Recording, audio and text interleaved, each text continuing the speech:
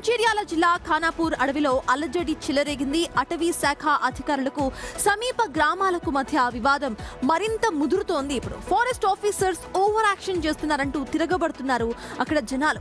ఇటీవల ఇందన్పల్లి రేంజ్ పరిధిలోని వాగులో చేపలు పడుతున్న గిరిజన యువకులపై దాడి ఘటనతో భగ్గుమంటున్నారు వాళ్ళంతా కూడా. ఈ ఘటనపై మండిపడుతున్నారు స్థానిక ఎమ్మెల్యే వెడ్మ బొజ్జు.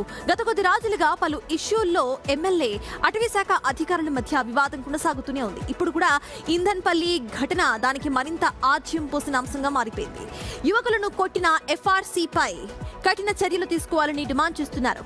ఇందుకు 24 గంటల డెడ్ లైన్ కూడా ఇచ్చేశారు ఎమ్మెల్యే. ఆ టైం దాటితే తీవ్ర పరిణామాలు ఉంటాయని వార్నింగ్ ఇచ్చారు. రైట్, ఇక ఇదే అంశంపై మోర్ డీటెయిల్స్ మా ప్రతినిధి సాయికిరణ్ అందిస్తారు. సాయికిరణ్, చెప్పండి, డెడ్ లైన్స్ ను సైతం విధించినట్టుగా తెలుస్తోంది అక్కడ ఎమ్మెల్యే. అసలు అప్డేట్స్ ఏంటి అండ్ ఫారెస్ట్ డిపార్ట్మెంట్ వాళ్ళు ఎలా స్పందిస్తున్నారు ఈ డెడ్ లైన్ కు సంబంధించి?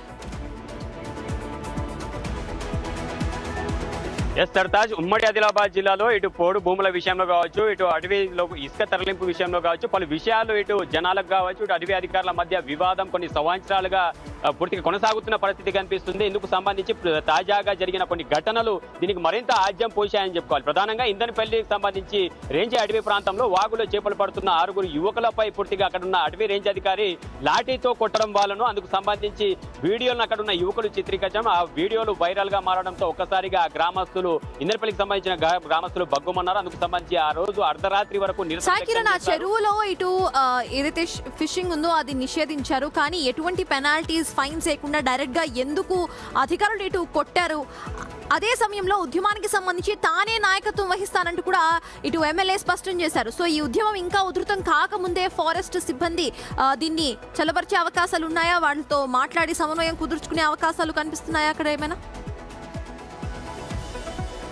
సర్తాజ్, కవ్వాల్ టైగర్ రిజర్వ్ పరిధిలోని ఆ వాగులో యువకులు అక్కడ చేపలు పట్టడాన్ని పూర్తిగా ఫారెస్ట్ అధికారులు ఒకవేళ ఏమైనా ఆంక్షలు ఉంటే చట్టపరంగా విరుద్ధంగా ఉంటే మాత్రం ఖచ్చితంగా చట్టపరంగా చర్యలు తీసుకోవాలని, కానీ పూర్తిగా లాఠీతో కొట్టడం ఏమిటని ప్రశ్నించారు ఆ గ్రామస్తులు. అందుకు సంబంధించి కూడా ఇటు ఎమ్మెల్యే వెడమ బొజ్జు అదే అంశాన్ని పూర్తిగా పరిగణలోకి తీసుకుంటున్నారు. కొట్టే హక్కు గిరిజన యువకులను కొట్టే హక్కు ఎవరిచ్చారు? ఖచ్చితంగా అధికారిని సస్పెండ్ చేయాలి అనుకుంటా 24 గంటల డెడ్ లైన్ విధించారు. అదే కాకుండా 24 గంటల డెడ్ లైన్ ప్రజెంట్ అయితే ముగిసిపోయింది. దానికి సంబంధించి ఉద్యమ కార్యాచరణ మరింత కొంతసేపు తర్వాత ఇటు ఇందన్పల్లికి చేరుకున్న ఎమ్మెల్యే దానికి ఆ కార్యాచరణ అయితే ప్రకటించనున్నారు. ఎలా ఉండబోతుందంటే పూర్తిగా సహాయ నిరాకరణ ఉండబోతుంది. పూర్తిగా సమాంతరంగా అటవీ శాఖకు సంబంధించిన సమాంతరంగా మరో సామ్రాజ్యాన్ని మేము ఇక్కడ ఏర్పాటు చేస్తాము. ఉమ్మడి ఆదిలాబాద్ జిల్లా వ్యాప్తంగా రాయి సెంటర్లలో సహాయ నిరాకరణకు సంబంధించిన తీర్మానాలు చేయబోతున్నాం. ఇటు అటవీ అధికారులకు నివసించడానికి అద్దె ఇల్లు ఇవ్వకపోగా పూర్తిగా ఇటు మంచి నీళ్లు తాగే మంచి నీళ్లు, నిత్యావసర సరుకులు కూడా అందివ్వకుండా పూర్తి స్థాయి కిరణ్, మొత్తానికి ఇటు